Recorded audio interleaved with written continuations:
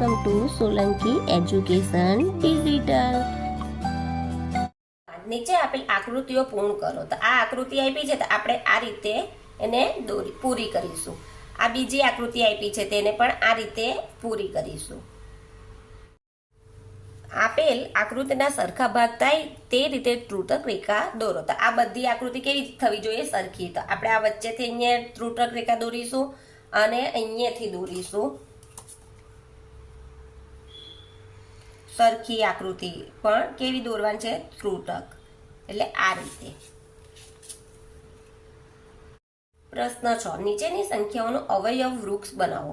તો અહીંયા અવયવ બનાવો તો 18 ના અવયવ પહેલા બનાવીશું। 2 9 દુ 18। તો આ 2 ના તો નહીં ચાલે, 9 ના ભાગ બનશે 3 તાલી 9। જો 8 ના પ્રથમ 5 અવયવી લખો। તો પહેલા 8 એકા 8, 8 દુ 16, 8 તાલી 24, 8 ચોક 32, 8 પંચા 40। પ્રશ્ન 7, માંગ્યા મુજબ કરો। પહેલું, આકારોનું પેટર્ન આગળ વધારો।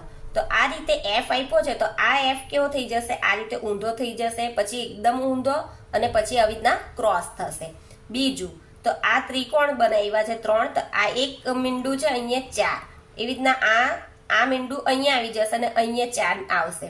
પછી આ ઉપર ચાલ્યું જશે ના આ રીતે આવશે। તો પછી બીજું પાછું કઈ રીતે બનશે? સરખું આ આવી રીતના નીચે આવ્યું તો પછી પાછું કેવી રીતના બનશે? આ રીતે પેટર્ન બનશે।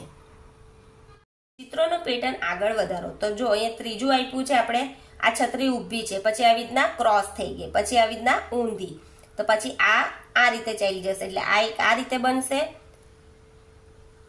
પછી આ છત્રી આવી રીતના ઊભી થઈ જશે અને એક આવી રીતના થઈ જશે।